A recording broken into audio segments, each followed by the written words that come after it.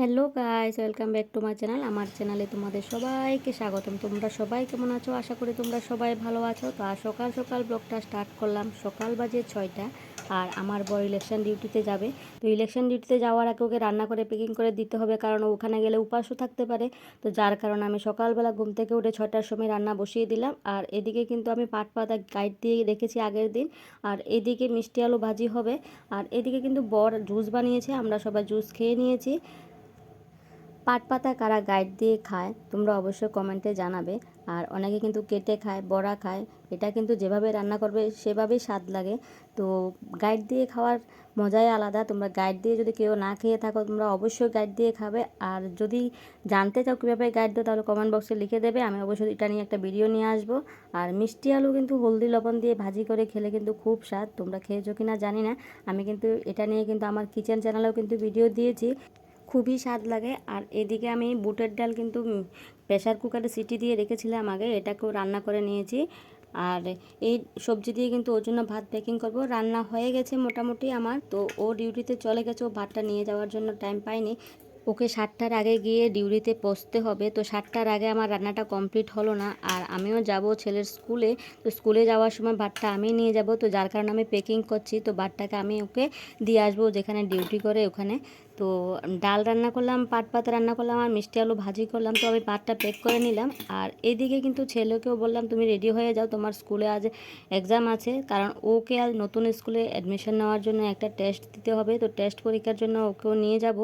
ও নিজে নিজে রেডি হয়ে নিল। আর আমিও ওর জন্য ভাতটা প্যাক করে রান্না করে কিন্তু আমিও রেডি হয়ে গেলাম। আমরা মা ছেলে খেলাম না কিছু, একটু শরবত জুস খেলাম। আর জুস খেয়ে বের হয়ে গেলাম। ওর টেস্ট শেষ হলে পরে আমরা ঘরে এসে ভাত খাবো। তো বরের জন্য ভাত নিয়ে আমরা বের হয়ে গেলাম। আর যাওয়ার সময় এদিকে গাড়ি ওয়াশ করলো, তো রোডে অনেক জল জমে আছে। তারপরে আমরা গাড়িতে উঠলাম। আর গাড়িতে যখন উঠলাম তখন মনে মনে চিন্তা করছি, ওকে এই যে একটা স্কুলে অলরেডি অ্যাডমিশন হয়ে গেছে, অনেক টাকা দিয়ে দিয়েছি, আবার নতুন আরেকটা স্কুলে নিয়ে যাব, কারণ ওখানে অনেক টাকা লাগছে। 4 বছর ধরে ওই স্কুলটাতে অনেক টাকা দিতে হচ্ছে, অনেক টাকা দিয়ে পড়ালেখা করাতে হচ্ছে। তো আমি চিন্তা করলাম এখন নতুন একটা স্কুলে যদি চেঞ্জ না করি, তাহলে ওর জন্য পরবর্তী সময় আমাদের খরচা চালানোও কষ্ট হয়ে যাবে। যার কারণে ওকে নিয়ে বের হয়ে গেলাম, আরেকটা স্কুলে অ্যাডমিশন দিতে হবে। তো স্কুলটার নাম হলো আসাম রাইফেল স্কুল। তো আসাম রাইফেল স্কুলে আমি আগে কখনো যাইনি, ফার্স্ট টাইম যাচ্ছি। তো নতুন চিনি না বলে একটা রিক্সা নিয়ে নিলাম। অনেক দিন পরে রিক্সাতে উঠলাম, রিক্সাতে চড়া হয় না বললেই চলে। তো রিক্সায় করে আমরা আসলাম আসাম রাইফেল স্কুলের সামনে। এ হলো স্কুলটা। আর ফার্স্ট টাইম স্কুলের সামনে আসলাম। তো ফার্স্ট টাইম যখন গেটটা দেখলাম খুবই ভালো লাগলো।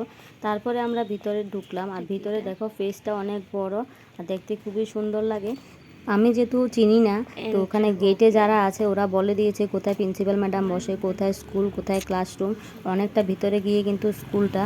আর সামনে কিন্তু ওদের অফিস, যারা আসাম রাইফেলে জব করে তাদের।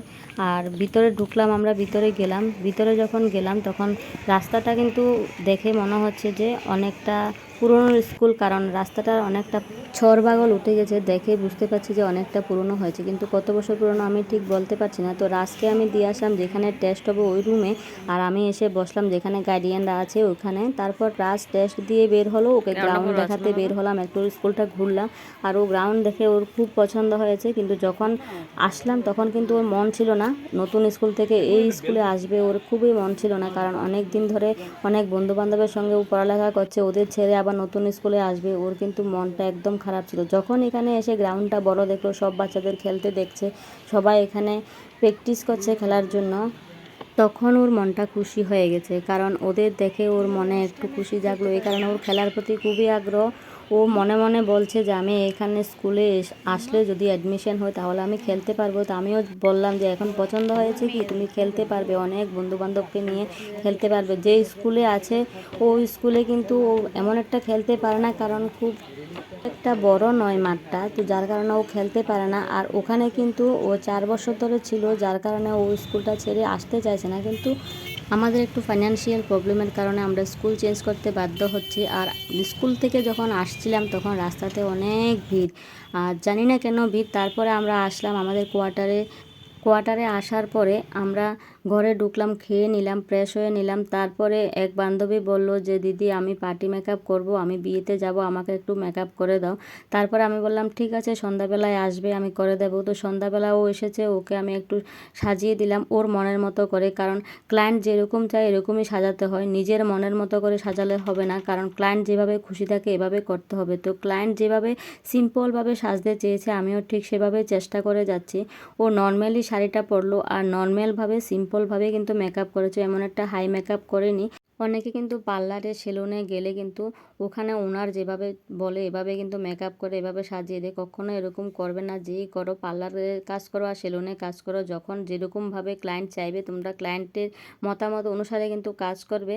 আর আমার ক্লায়েন্ট কিন্তু বেশি সাজা পছন্দ করে না, ও কিন্তু খুব সিম্পলভাবে থাকতে পছন্দ করে, আর ও যেভাবে চাইলো ওইভাবে আমি ওকে মেকআপ করে দিলাম খুবই সিম্পলভাবে। এখানে হাই কোয়ালিটির কিছু আমি ইউজ করলাম না, তো ও যেভাবে বললো এভাবে করলাম। আর ও কিন্তু আমার হাতে সবসময় মেকআপ করে কিন্তু খুব হ্যাপি থাকে, তো যার কারণে ও আসে আর আমার কাছেও খুব ভালো লাগে। আমি কিন্তু সারাদিন কাজকর্ম করার মাঝেও কিন্তু আমার এই কাজ করতে আমার কাছে কোনো অলসতা নেই, আমি কিন্তু করতে খুব ভালোবাসি। আমার পার্লারের কাজ আমি যদি ঘরে বসে সারাদিন করার জন্য আমাকে বলে আমি করতে পারি, কারণ আমার কোনো ক্লায়েন্ট যদি বলে যে আমাকে এই কাজ করে দাও, আমার কোনো দুঃখ লাগে না, কোনো কষ্ট লাগে না, আমি আমার কাজ করতে কিন্তু খুব খুশিভাবে এগিয়ে যাই। তো যার কারণে আমি কিন্তু ক্লায়েন্টকে করছি। আর ক্লায়েন্ট কিন্তু খুব সুন্দর একটা গাজরা নিয়ে আসলো, আর ফুলের কি সুন্দর সেন্ট, কি সুন্দর গন্ধ বের হলো, আমার কাছে খুব ভালো লাগলো। তো আমি ক্লায়েন্টকে বললাম তুমি যদি পরের বার এরকম আমি পার্টি মেকআপ করি তাহলে আমাকে এনে দেবে। তো বলছে ঠিক আছে দিদি, আমি তোমাকে এনে দেবো। ফুলের মালাটা কিন্তু খুব সুন্দর, আর কিন্তু জানো কত সুন্দর গন্ধ বের হয়েছে, এত সুন্দর গন্ধ না মনে হচ্ছে যেন আমি এটাকে নিয়ে খেয়েই নিই। আর ক্লায়েন্টের মাথায় যখন এটাকে লাগালাম, বানে যখন লাগালাম, তখন কিন্তু দেখতে খুবই সুন্দর লাগছে। ক্লায়েন্ট কিন্তু খুব হ্যাপি ছিল। আর ওর বড় ওকে সাজগোজে দেখতে খুব ভালোবাসে, যার কারণে ও খুশিভাবে সাজতেও পছন্দ করে। অনেকের বর কিন্তু আছে যে ওয়াইফ যদি বেশি সাজগোজ করে তাহলে পছন্দ করে না, কিন্তু ওর বর কিন্তু খুবই পছন্দ করে সাজগোজ, যার কারণে ও সিম্পলভাবে কিন্তু ও সেজে গেলে কিন্তু ওকে খুব ভালো লাগে বলে ও বড় ওকে সাজতে বলে। যে কোনো পার্টি মেকআপ হোক, বিয়েতে হোক, ও কিন্তু সাজগোজ করে, সাজগোজ করতেও কিন্তু মন লাগে। আর ও কিন্তু বিয়েতে যাবে, ও এসেছে 6টার সময় আর বিয়েতে যাবে 7:30টার সময় গাড়ি আসবে। ও আমার কাছে আসলো, হাতে কম টাইম নিয়ে এসেছে, তো তারপরও আমি চেষ্টা করছি ওকে খুব তাড়াতাড়িভাবে রেডি করে দেওয়ার জন্য। আমার পুরো মেকআপটা করতে 1 ঘন্টা টাইম লেগেছে। তো তোমরা জানি না কার কাছে কেমন লাগছে, ক্লায়েন্টের হিসাব মতো কিন্তু আমি মেকআপ করলাম, আমি কোনো হেভি মেকআপ করলাম না। আমার কাছে এই মেকআপ করে খুব ভালো লাগলো, কারণ ও কিন্তু মেকআপ বেশি পছন্দ করে না, ও কিন্তু খুব সিম্পলভাবে সাজতে পছন্দ করে।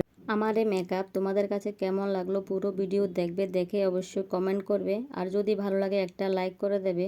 বনের স্টাইল কেমন হলো, আর শাড়ি পরানোর স্টাইল কেমন হলো, আর সিম্পল মেকআপ দেখতে কেমন লাগলো তোমরা অবশ্যই কমেন্টে জানাবে। পুরো ভিডিও দেখবে আর দেখে অবশ্যই কমেন্টে জানাবে। সারাদিন পরিশ্রম করার মাঝখানেও কিন্তু আমি আমার ভিডিও বানিয়ে তোমাদের মাঝে তুলে ধরি, আর তোমরা অবশ্যই দেখবে। সত্যি তোমরা যদি দেখো আমার কাছে খুব ভালো লাগবে, আর কষ্ট করে ভিডিও বানায় তোমরা অবশ্যই একটা লাইক দিয়ে দেবে।